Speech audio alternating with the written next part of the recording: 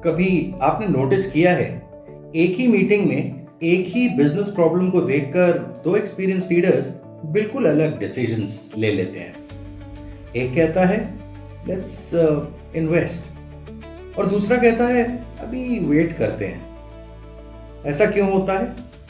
क्या किसी के पास ज्यादा डेटा होता है, या फिर ज्यादा एक्सपीरियंस, या बिजनेस डिसीजंस लेने का उनका थिंकिंग प्रोसेस अलग होता है? आज का एपिसोड इसी बारे में है और मुझे पूरा विश्वास है कि इस एपिसोड के बाद आप बिजनेस डिसीजंस को देखने का अपना नजरिया चेंज कर लेंगे।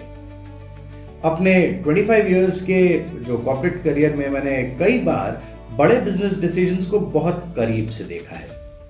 कुछ डिसीजंस ने कंपनी को आगे बढ़ाया, कुछ डिसीजंस गलत साबित हुए, लेकिन एक चीज मैंने हर बार नोटिस करी, ग्रेट लीडर्स के पास हमेशा सही आंसर्स हो ये जरूरी नहीं है, लेकिन हाँ, उनके पास हमेशा सही क्वेश्चंस जरूर होते हैं और यही लीडरशिप का सीक्रेट है।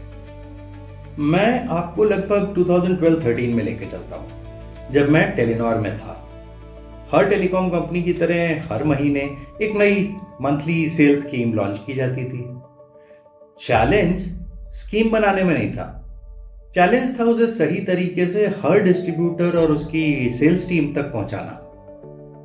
प्रोसेस बहुत स्ट्रक्चर्ड था। पहले सर्कल टीम को स्कीम की जो ट्रेनिंग है वो दी जाती थी।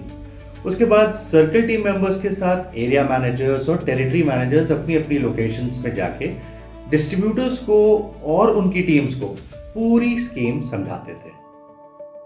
सुनने में प्रोसेस बिल्कुल सही लग रहा है ना? लेकिन ग्राउंड रियलिटी कुछ अलग थी। हर महीने सिर्फ इस एक सही मंथली स्कीम कम्युनिकेशन में 2 से 3 दिन निकल जाते थे।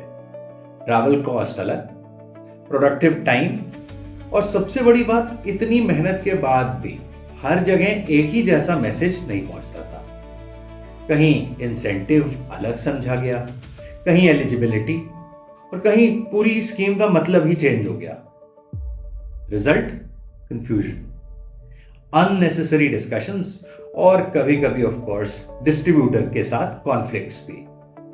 फिर एक लीडरशिप डिस्कशन में एक आइडिया आया, क्यों ना एक आईवीआर प्लेटफॉर्म बनाया जाए जहां सेल्स टीम, डिस्ट्रीब्यूटर्स और डिस्ट्रीब्यूटर्स की टीम एक नंबर डायल करें और अपनी लोकल लैंग्वेज में लेटेस्ट सेल्स स्कीम को सुन लें। आज ये आइडिया शायद आपको बहुत नॉर्मल सा लग रहा होगा, लेकिन याद रखिए, मैं बात कर रहा हूं आज से करीब 14 साल पहले की। ना स्मार्टफोन्स इतने कॉमन थे, ना मोबाइल डेटा, और तभी मीटिंग में सबसे बड़ा सवाल आया, अगर इतना पैसा इन्वेस्ट कर दिया जाए और अगर किसी ने ये आईवीआर यूज ही नहीं किया तो? रूम 2 हिस्सों में बंट गया। एक ग्रुप बोला रिस्क बहुत ज्यादा है, दूसरा ग्रुप बोला अगर ये चल गया तो कम्युनिकेशन का पूरा तरीका बदल जाएगा। अब मैं आपसे पूछता हूं, अगर आप उस मीटिंग रूम में होते तो आप क्या डिसीजन लेते? इन्वेस्ट करते या वेट करते? और बिलीव कीजिए, इसी एक डिसीजन में लीडरशिप का सबसे बड़ा लेसन छुपा हुआ है। चलिए अब उसे डिकोड करते हैं। अगर आप उस लीडरशिप मीटिंग में होते तो शायद आपका ध्यान भी उसी एक सवाल पे जाता ना, आईवीआर बनना चाहिए या नहीं। लेकिन यहीं पर मैंने पहली बार एक चीज ऑब्जर्व करी। एक्सपीरियंस लीडर्स सॉल्यूशन पर डिस्कशन शुरू ही नहीं करते, वो प्रॉब्लम पर डिस्कशन शुरू करते हैं। और यही सबसे पहला फर्क होता है एक मैनेजर और एक लीडर की थिंकिंग में। जब भी कोई बड़ा बिजनेस डिसीजन लेना हो, ग्रेट लीडर्स 4 अलग अलग तरह के सवाल पूछते हैं। और ये मैंने कई बार क्योंकि एक्सपीरियंस किया है, इसलिए एक डिसीजन फ्रेमवर्क बनाया है, 4D डिसीजन फ्रेमवर्क, जिसका पहला डी है डिफाइन। असल प्रॉब्लम क्या है? ध्यान दीजिए, हमारी प्रॉब्लम ट्रेनिंग नहीं थी, वो तो हो रही थी।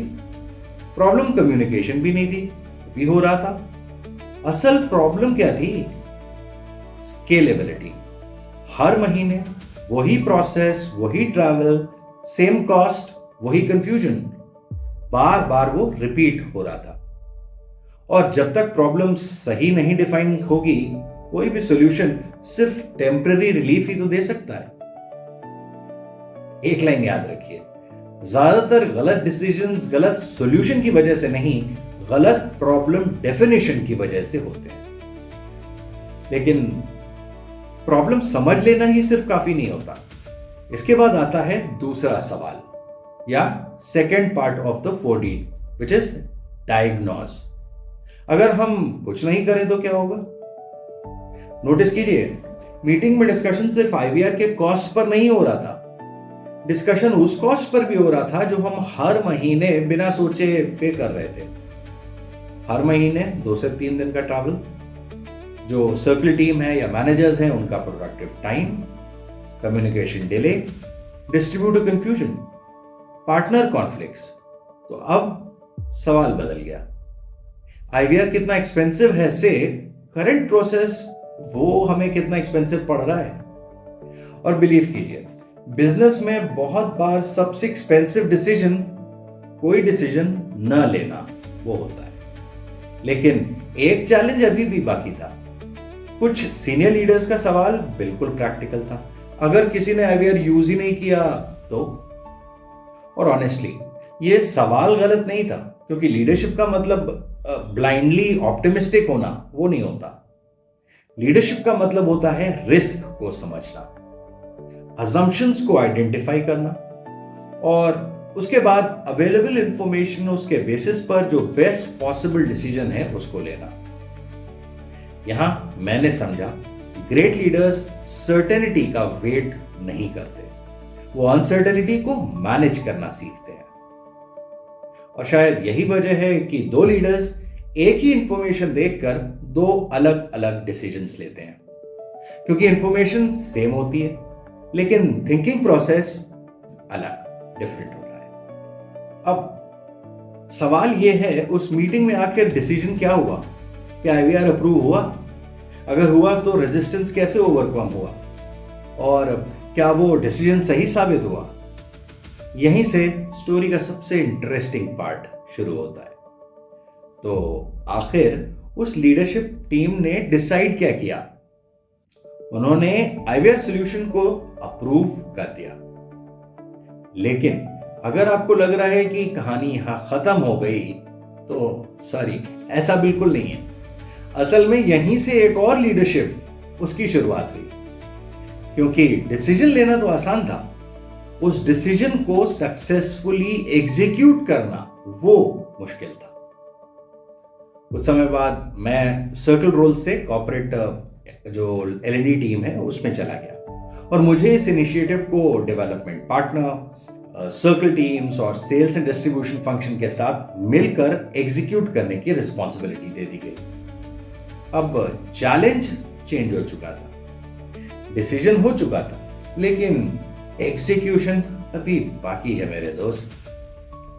हर सर्किल की अपनी अलग मंथली सेल्स स्कीम थी। हर सर्किल उसकी अपनी लैंग्वेज, अपनी मार्केट रियलिटीज, अपनी प्रायोरिटीज। अब सवाल यह था कि एक ही आईवीआर प्लेटफॉर्म पूरे इंडिया में इतने डिफरेंट यूजर्स के लिए काम कैसे करेगा। इसलिए हमने सिर्फ टेक्नोलॉजी नहीं बनाई, एक सिस्टम बनाया। हर महीने हर सर्किल की सेल्स एंड डिस्ट्रीब्यूशन टीम अपनी अपनी स्कीम स्क्रिप्ट्स वैलिडेट करते थे, कंटेंट को लोकल लैंग्वेज में रिकॉर्ड किया जाता था, लेटेस्ट स्कीम अपलोड की जाती थी और फिर distributors, sales teams, area managers सिर्फ एक कॉल करके अपनी लैंग्वेज में पूरी स्कीम सुन लेते थे। लेकिन एक और इंटरेस्टिंग डिसीजन लिया गया था। हमने सिर्फ इंफॉर्मेशन देने पे रिलाई नहीं किया, हमने पूछा क्या सामने वाले ने सही समझा भी है। और इसीलिए हर आईवीआर ब्रीफिंग के बाद एक छोटी सी क्विज रखी गई। ये छोटा सा स्टेप बहुत बड़ा डिफरेंस लेकर आया, क्योंकि पहली बार कम्युनिकेशन सिर्फ सेंड नहीं किया जा रहा था, वेरीफाई भी किया जा रहा था। और यही लीडरशिप की खूबसूरती है। ग्रेट लीडर्स कम्युनिकेशन उसको बनाते नहीं, फीडबैक लूप को बनाते हैं। रिजल्ट्स धीरे धीरे दिखाई देने लगे। हर महीने जो 2-3 दिनों का ट्रैवल होता था काफी हद तक रिड्यूस हो गया। कम्युनिकेशन कहीं ज्यादा फास्ट हो गया और ट्रैवल कॉस्ट बचने लगे। डिस्ट्रीब्यूटर्स के साथ जो मिसअंडरस्टैंडिंग्स थी वो भी कम होने लगी और सबसे इंपॉर्टेंट, लोगों को वही मैसेज वैसे ही समझ में आने लगा जो बिजनेस कम्युनिकेट करना चाहता था।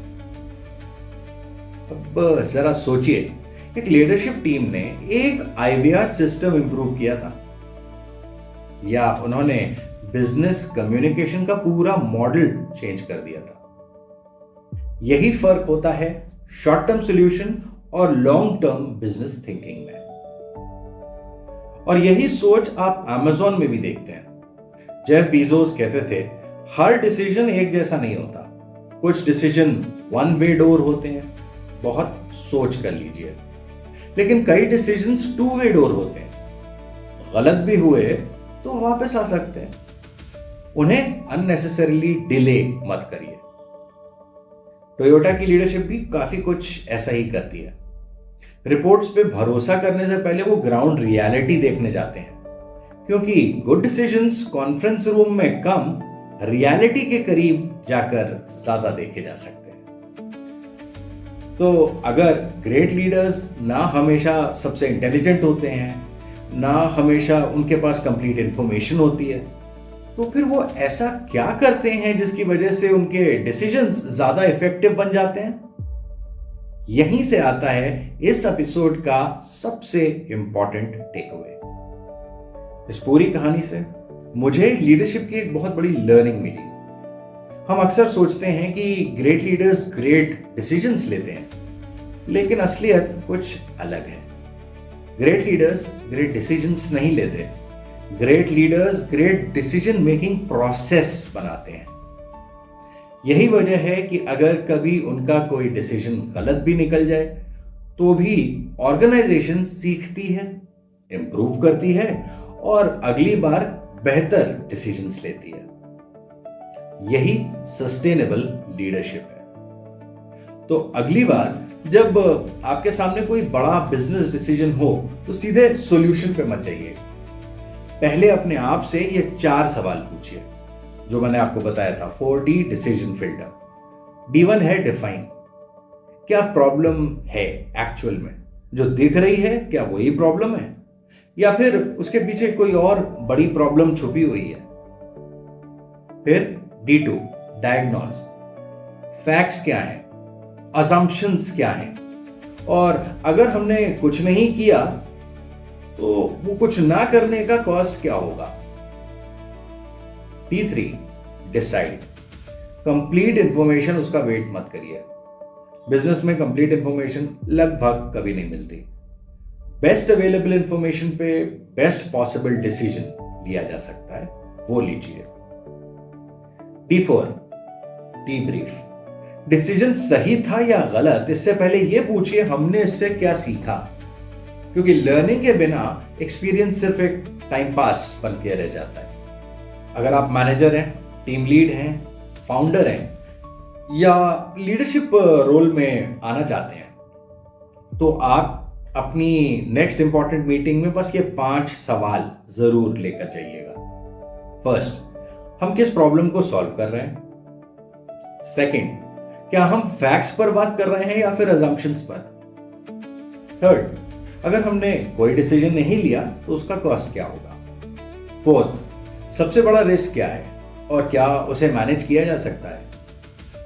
फिफ्थ, 6 महीने बाद क्या हमें लगेगा कि हमने सही डिसीजन लिया। और अगर इन 5 के आपके पास आंसर्स क्लियर हैं, बिलीव मी आपकी डिसीजन मेकिंग इंप्रूव हो जाएगी।